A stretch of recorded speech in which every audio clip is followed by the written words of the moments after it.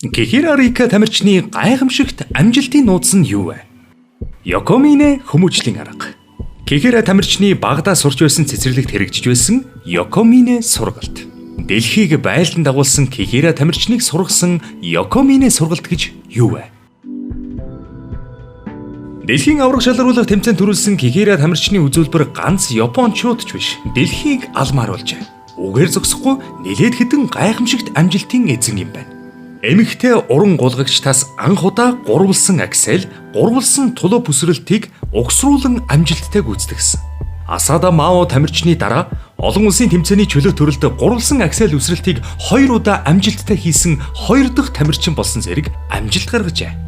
Кихира тамирчны амжилтын нэг нууц нь багада суралцаж байсан хүмүүжлийн арга гэж үзэж байна.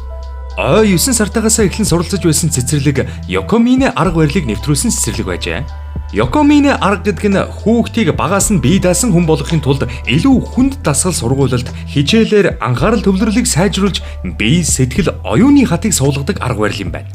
Илүү хүнд гэдэг нь юу хэлж байна гэвэл 5 та хүүхэд модон морин дээр харайж гар дээрээ явж чаддаг. Хөл хөрөхгүй голд үсэрч ордог. 4 та хүүхэд шүү дээ. Нүдээ боож угаад хөгжим тоглоно. Баг сургуулийн сурах хүчээр суралцдаг. 5 настайдаа самбингаар үржүүл хүлдэл хийдэг. Хөтөлбөр нь шахуу. Өглөө 8:45-д ирээд 8:50-аас 20 минут гүйнэ.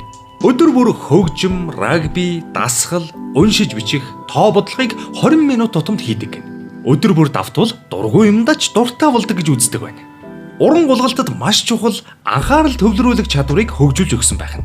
Кихира тамирчин багасаа л хөдөлгөөний эвсэл сайтай хүүхэд байсан гэдэг. Бусад хүүхэд 2 гар дээрээ тулж эргэж байхад Кихира тамирчин 1 гар дээрээ эргэж байна. Тэгэд маш цэвэрхэн. Бас маш олон зүйлийг оролдож сурч байжээ. Төгөлдөр хуур, балет, усан сэлэлт, аэробик, бүжиг гэд. Ингээд харахад бүгд уран гулгалтад хэрэгтэй хөдөлгөөнөөр уран илэрхийлэх чадварыг хөгжүүлж байсан байна. Аав ээжийн хичээл зүтгэлгүйгээр ийм амжилтанд хүрэхгүй л байх л та. Аав Кацуми-сан үргэлж бусад тамирчдын талаар мэдээлэл цуглуулж байдаг. Түүний үр дүнд одоо харьяалагдж байгаа Kansai-dai KFSC клубт орсон юм байна.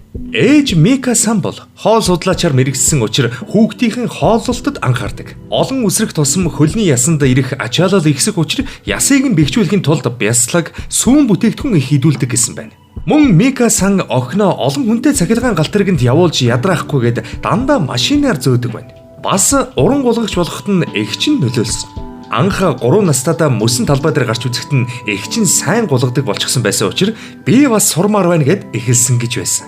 Хүүхэд өөрөө яг энэ л хэрэгтэй гэж хэлж мэддэггүй юм шүү дээ. Аав ээж нь хэд хэдэн сонголт бэлдэж өгөөд түүн дотроос өөртөө хамгийн хэрэгтэйг нь олж авдаг байх. Үнэхээр аав ээж нь хичээж урамшуулаагүй бол өдий хүртэл явахгүй. Бүжиг, усан сэлэлтгээд олон зүйл оролцсон гэсэ. Аль нэгээр нь явж болох л байсан байх. Гэхдээ Кихира-сан багасаа их шарттай хүүхэд байсан гэсэн. Бүр багасаа л уран гулгалт бол минийх гэж шийдчихсэн байсан баг. Эргэн тойрныхан дэмжлэг чухалч гэлээ олон улсын тэмцээнд төрүүлэхэд өөрийнх нь тууштай зан чанар гол байсан болов. Хоол хүнсэндээ анх харж өөрөө хоолныхоо орцыг худалдаж авдаг. Сүши идэхдээ будааныхаа хагасыг үлдээдэг. Тэмцээний өмнө чихэр амттан иддэггүй байна. 16 настай охин шүү дээ. Бас мөсөн талбай дээр өндөр хүн гоё харагддаг гэд өндөр болохын тулд орой бүр унтахынхаа өмнө нэг аяг сүү уудаг гэн. Гэхдээ тослог багтай сүү. Үнэхээр мундаг тууштай охин юм аа. Дахиад өндөр болноо. Хүчтэй өрсөлдөгч нь Арина Сагитава. Нас чацуу юм байна. Сагитаваг яавал ялах вэ гэдгийг уран гулгалт тайлбарлагч Сано санаас асуулаа. Гурвалсан акселийг 3 удаа амжилттай гүйцэтгэх, жүжиглэлт, уран сайхны талаа анхаарах, мөн цаашид олимпиад өрсөлдөхөн бодож 4 эргдэг болох хэрэгтэй гэсэн байна. Кихира-сан 4 эргэх сургалт хийж байгаа. Гэхдээ дараагийн улирлаас хөтөлбөртөө оруулах юм байна. Дасгалжуулагч нар нь Кихира-саныг үсрэлтэндээ сайн гэж хүмүүс боддог. Гэтэл жүжиглэлт, бүжиглэлт нь ч бас гайхалтай шүү гэж хэлж байсан. Өсөөд өндөр болоод ирэхээрээ хүндийн төв нь өөрчлөгдөд үсрэлтэнд нөлөөлөх бах та. Тэр талаар бодсон юм байгаа бах. Гэхдээ угаасаа маш их тэнцвэртэй, үсрээд буухдаа суйртай байдаг нь ажиглагдсан. Бас маш их эрч хүчтэй. Амьсгаадж байгаа шинж огт харагддаггүй. Балчир наснаасаа хөдөлмөрлөж ирсний үр дүн бах. Ноднин өсвөр наснд өрсөлддөг байхдаа гурвалсан аксел үсрэхт нь зургийн аппарат дарах чимээ сонсогдоод зөндөө олон хүн дарж байна гэж бодохоор бие бариад алдах тохиолдол байдаг байсан. Харин энэ жил олон хүн үзэхэр ирснийг хараад хөгжилтэй санагддаг болсон гэж хэлж байсан. Тэгэхээр сэтгэл зүйн бэлтгэлч бас сайн хийсэн байна гэж хэлж болох нь. Цаашдаа улам өсөх ирээдүйтэй тамирчин юм. Дөрөв эргэхэж амжилттай болгох байх гэж найдаж хүлээж болох нэ. Тийм ээ.